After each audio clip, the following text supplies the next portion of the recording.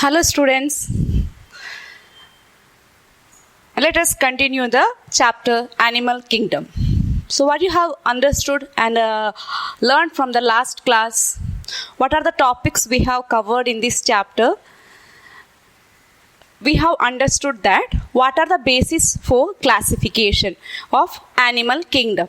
So this chapter, as we have discussed, we are going to learn completely about the animal diversity, okay, which includes all the chordates and non-chordates.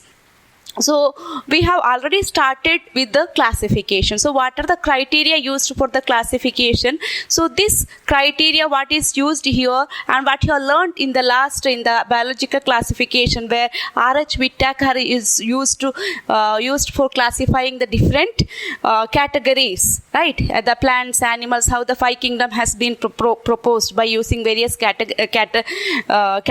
Likewise, animal kingdom also categorized into different subphylum under chordates and non-chordates, having different morphological and anatomical features. So which includes what are the basis of classification? Which includes levels of organization, which can be cellular, tissue level, organ level and organ system level.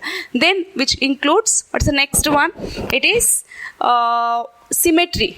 What is the two types of symmetry we can see generally in the all animal kingdom? It is radial symmetry and bilateral symmetry. Then comes the diploblastic and triploblastic organization.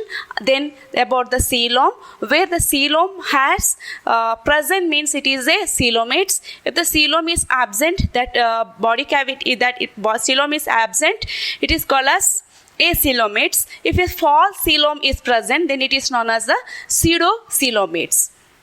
Then we have understood based on the notochord and as well as about the segmentation. So some of the animals will have the segments, then some of them will not have the segments. Then notochord, obviously we have classifying the animals based on the presence of notochord, right? So some of them do not have this notochord. So that we will discuss at the end of this portion.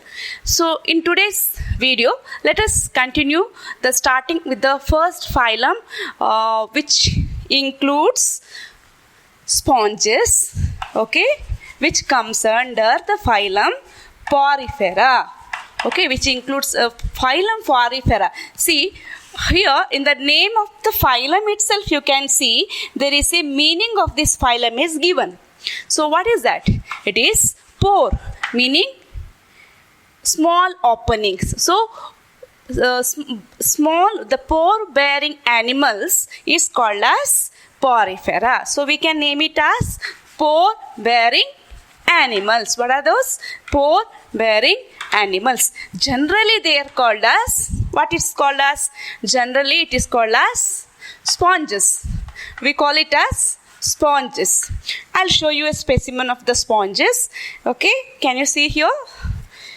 Right? Okay, when you come to the lab for the practicals time, that by the time you can see in a closer view. Now just have a look at this. This is how a sponge will appear. Okay, so here you can see there is a minute pores are present all over their body surface. That's why it is named as Porifera. So pore bearing animals, it is a phylum Porifera, which generally called as sponges. Okay, now whenever we classifying or studying any animals, I said we must start with studying about from their habitat. So where do they live? So habitat. Anyhow, we know that they are aquatic. Okay, they are aquatic. These animals are completely aquatic, but in that most of them are marine, especially in sponges. No, all of them are marine except. Okay, so biology will always have exceptional case, right? So like that, here all the sponges are marine except one, that is Spongilla. Okay, all marine. Okay, habitat, all are marine, or they are generally found in marine habitat. Okay, you can write. How you can write? You just mention it as generally it is found in the marine habitat, and except, where is except, which one is exceptional case in this? It is Spongilla. Spongilla is not found in the marine. It is a freshwater sponge. So name a freshwater sponge. It is Spongilla. Here, then let us go to the next feature of this. So students, just one thing you have to understand in this animal kingdom to learn is, first after completing this basis of classification, then we are directly moving into different phylum. Your main thing to note, understand here, the characteristic features of each phylum. Okay, if you are studying these characteristic features of each phylum, that itself the content of this chapter. So characteristic features, whenever you are writing, write in points. Okay, don't write it in a paragraph points. So you have to list out how many characteristic features you can collect for each phylum. So likewise, at least 15 features you have to learn. Or if the 15 features are not there, at least minimum 5 features you must keep it thorough. Okay. So next characteristic features which we are going to learn is about their symmetry, right? Body symmetry. Do they have any symmetry? Sponges. I'll show you the symmetry. Can you find out the symmetry of this specimen? Here, one more is also there. Okay, it is a cycon. So here, both do not have the symmetry. So we can say that Porifera generally they are asymmetrical. They are asymmetrical. That means they do not have any symmetry to their body. So that's why it is known as asymmetrical. They are asymmetrical. Then about their next organization. What is the next basis of classification? Diploblastic, triploblastic organization, right? So here they are diploblastic. That means body is made up of 2 germ layers. Okay, so the body is made up of only the 2 germ layers, that is outer pinacoderm and inner choanocytes. That is not included in your textbook. So when you are studying for the NEET and all those aspects you have to concentrate. Okay, so you just find out what are the 2 germ layers found in the sponges. If they are diploblastic, that means there are 2 germ layers are found, right? So that what are those you have to find out. What are those 2 germ layers of sponges? Okay, it is pinacocytes and choanocytes. Next feature. One of the they are one of the primitive, and they are multicellular organism. They are primitive, very primitive sponge. They are very primitive organism, but they are They are multicellular organisms. But there is no tissues. Okay, they are completely cellular. They are multicellular animals. So they are primitive multicellular animals. And which level of organization they have? They have cellular level of organization. They have cellular level of organization. They were one of the primitive animal is that is phylum sponges. They are multicellular, but they have cellular level of organization. Then next very important feature of this phylum Porifera is that, which is very unique to this phylum. Okay, remember that is water canal system. What is that? Water canal system. So what is this water canal system? You know canal system. You might have learned the canal system in any other subject. So similarly here also, these sponges have the body surface in this form. Okay, their body surface is, the body shape is like this. Okay, here all over the body they have a minute opening. So this is how their body is lined with some cells, right? Here in between of these cells they have a minute pores. Okay, they have minute pores all over their body. Okay, so one more diagram which is given in your textbook, that we can mention this. You can see their pores on their body.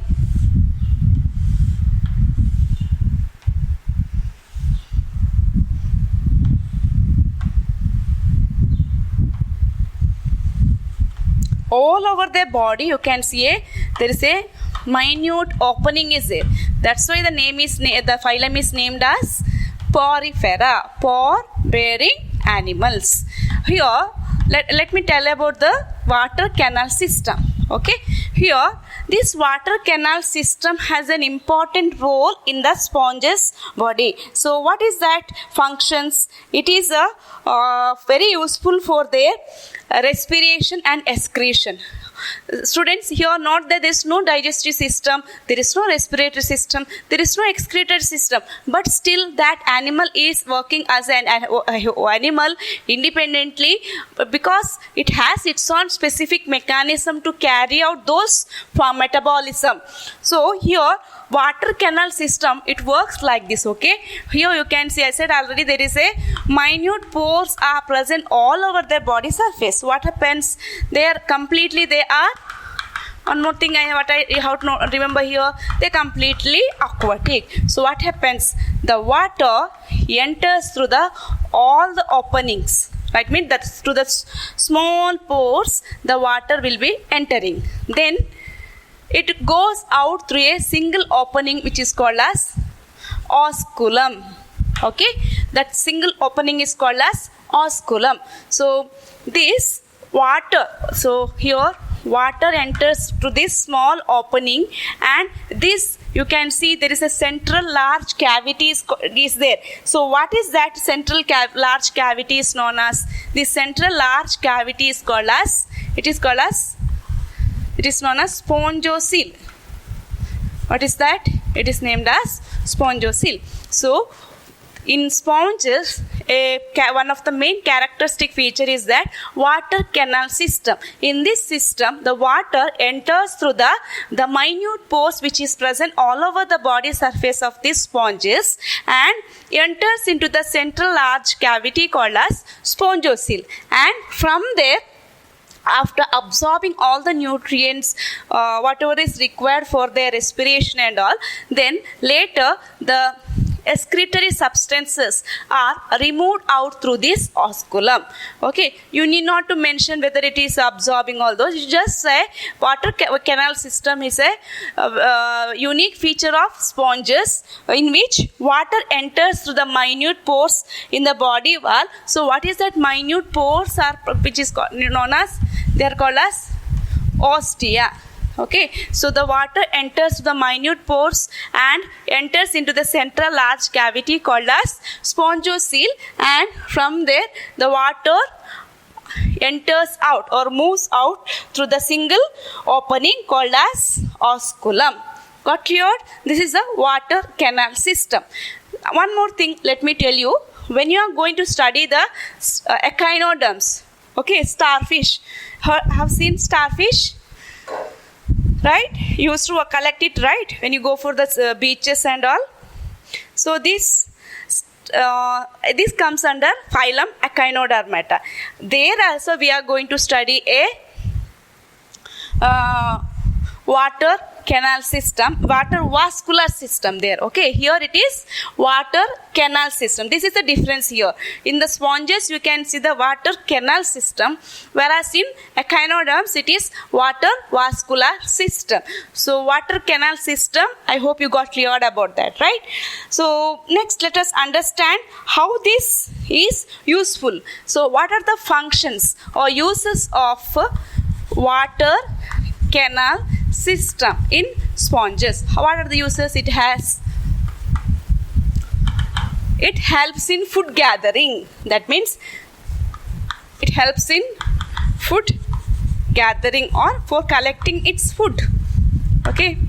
Then next, it also helps for the respiration.